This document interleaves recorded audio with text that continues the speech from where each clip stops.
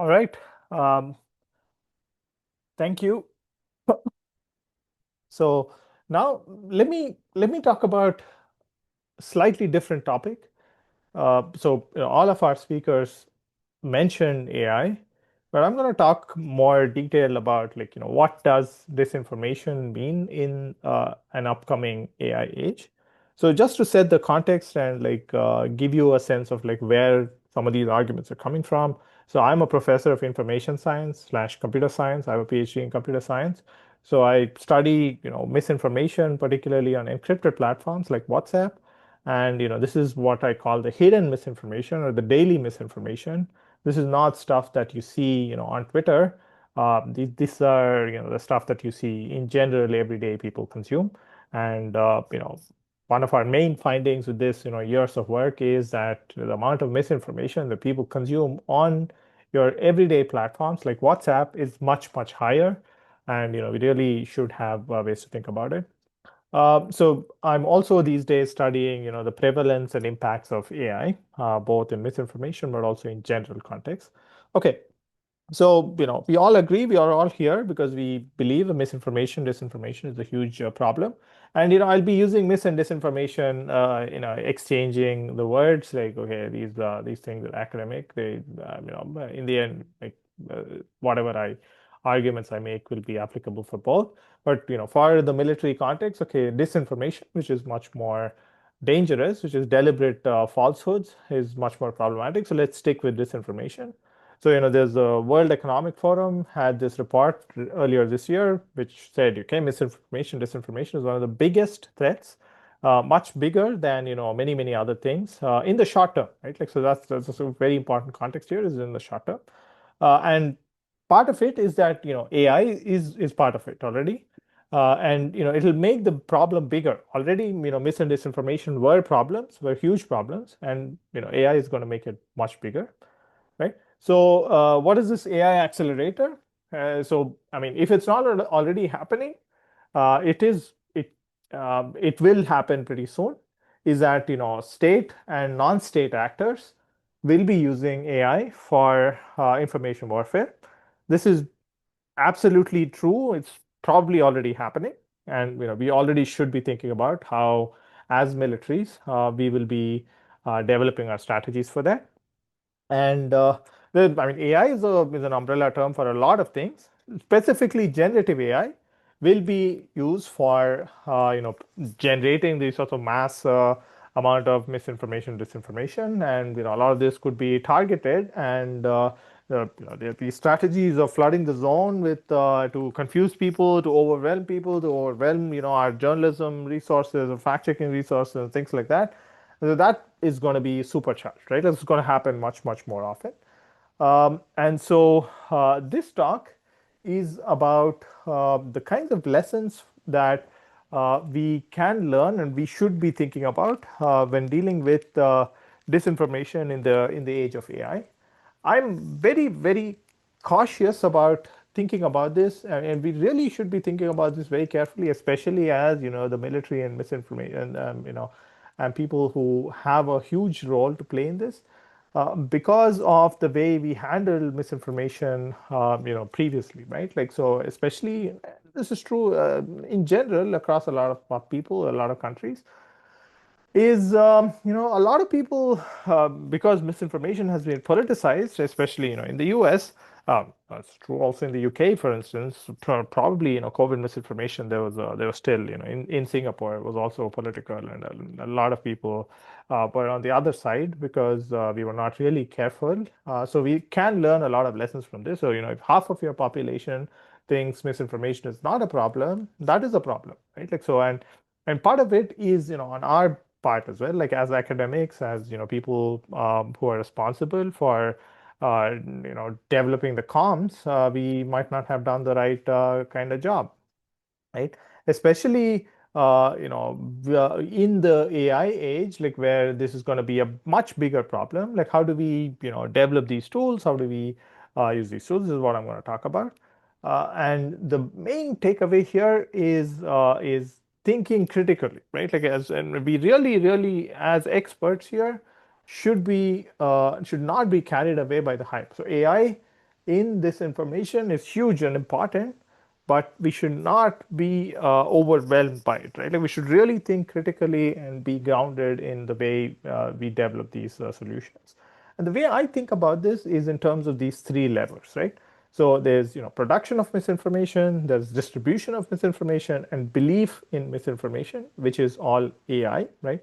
So production of AI misinformation, distribution of AI misinformation, things like that. So if you just boil it down to just these three levers, let's look at that, right?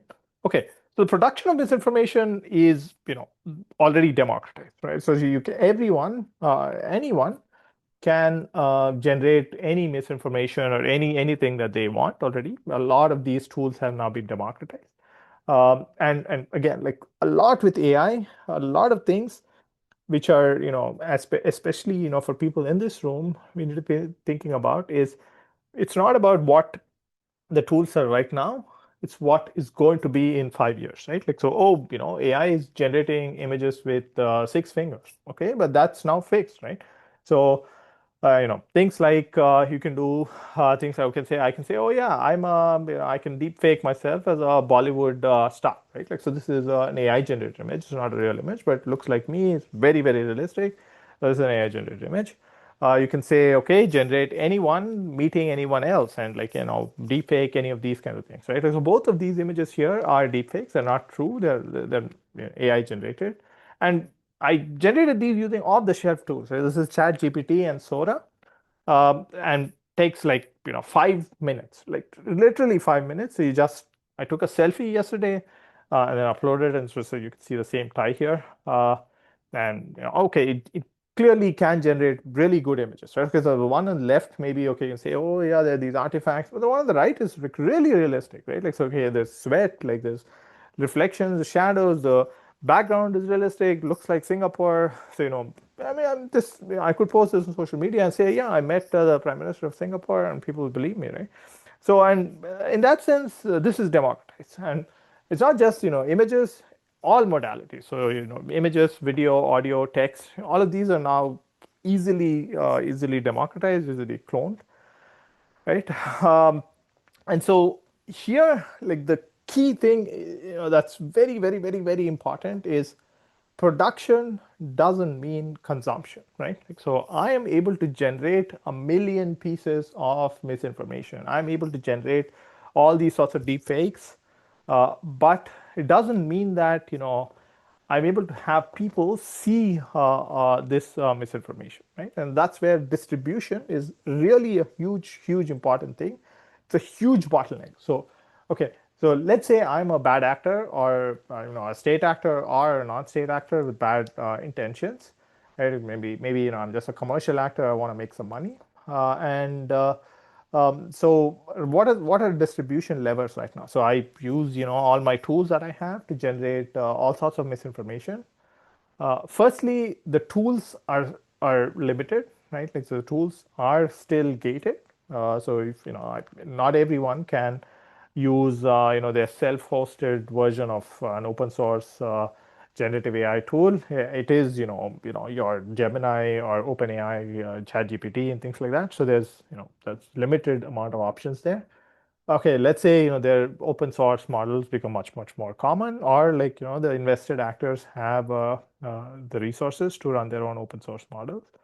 Where are they going to post this, right? Like, so yeah, let's say I'm Russia. I generated like million very personalized misinformation images.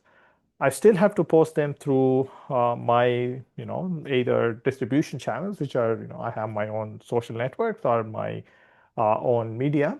And we already have ways to regulate, state-controlled media. We already have ways to control and regulate like the distribution of certain types of content on social media, right? So I can generate a million pieces of content, but if no one sees it, that's very important, right? Because that's the key thing here that we should be thinking about. So now there's this very interesting example of people in the early days who think, oh yeah, bots created using ChatGPT will overwhelm Twitter or like these social media platforms. Again, the key is very simple. Like, so, okay, there's lots of these bots, but if you look at the view counts of these, okay, 10 people, 8 people, 6 people, a lot of these are most likely, bot content, right? Like, and the platforms can develop these sorts of mechanisms very easily. And as military, like we really need to build on top of this advantage, where we need to leverage public-private partnerships. Okay, let's then look at belief, right? If you look at production, distribution, the final one is belief. Well, there are lots of really interesting takes here. Like, so for instance, okay, AI will be used to generate like highly personalized, highly persuasive content. I don't believe this. Like, I mean, I don't think this is going to happen. And because we are, as humans, like much more resilient than we think we are. And this is a very critical thing that we should be thinking about, right? So, is there research that shows that generative AI content is much more believable? Probably not. Like, so there's no threat of like mass persuasion. I mean, I might be much more likely to believe content that comes from my mom or someone that I trust and know than some content that is generated and that I see, right? Like, again, like there are edge cases in all of these, but overall, like I don't think this is going to happen. The same for deep fakes. Will be the end of reality. There's no, nothing is true anymore. Things like that. I mean, text deepfakes have existed, right? Like anyone could manipulate anything. As in, the Greeks and the Romans, changed people's text, so you could manipulate text, and it's just again, like in the short term, these are threats. In the long term, this is not a problem. Right? Like I really don't think this is going to be. Again, we will build resilience, or we need to build resilience pretty soon. Okay, the final thing is about this is the same thing about deepfakes and like making elections and this. Last year was a year of AI. A lot of things about deepfakes becoming like really ruining elections and the democracy kind of thing. Again, like it's very important to think critically here. If I'm getting a deep fake call from Joe Biden and like you're getting the same call and you're getting the same call, the novelty factor will wear off pretty soon, right? Like, okay, the first time I get a robocall from Joe Biden, yeah, there is a novelty. Wow, yeah, I'm persuaded. Yeah, Joe Biden called me and told me to vote for this or that, right? Like again, these are short-term impacts. There's no long-term impact, and these are things that we should really be thinking about and building upon, right? Like so, and then the important thing is that these are self-limiting. So one of the reasons why AI did not play a huge role in elections that happened in 2024 is that the hype around AI will lead the citizenry to be careful. And this is a lever that we, as in the military, should leverage, right? Like, so build upon strategies that, and we've talked about a lot of stratcom around this. So those things still hold. And AI is a huge part of our solution too. Again, AI is not just generative AI. Generative AI is a big part of it, but there are tools for analyzing data, network propagation, identifying hostile narratives, identifying AI-generated content, things like that.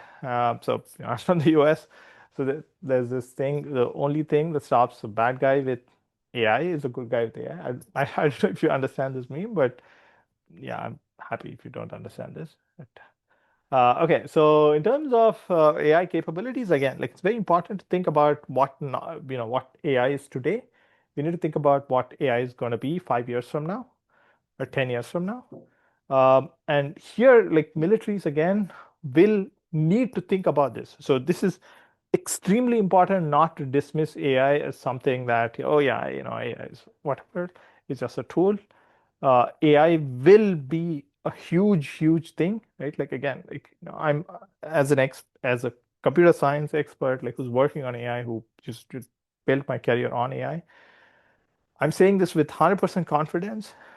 If it's not already happening, it will happen in the next few years, not even in the longer term. Like in the next few years, 1 or 2 years, there will be autonomous AI agents that are used in warfare, not in the drone sense, information warfare. So you think of this GRU building in St. Petersburg, and like there's people working there. There will be an agent that will automate that workflow, right? Like generating content, spreading that content, like just retrying to make it viral, right? And the only thing that is required is this, right? And Obviously, we have our own advantages, which are like the sort of traditional capabilities, human intelligence, signal intelligence, cyber intelligence, and things like that. So we really need to combine these. Technical capability will not be the mode. So technical capabilities will be democratized. Combining these traditional capabilities with the technical capabilities will be the mode. Okay, to conclude, AI will make misinformation worse in the short term, but we really need to be cautious and not overreact. We have tools, democratization of these tools is great for many, many other reasons, like in general for people. The tools that we have are great, like, and we have to focus on production, on distribution, on production, and on building resilience. Things like digital literacy and public-private partnerships. Thank you.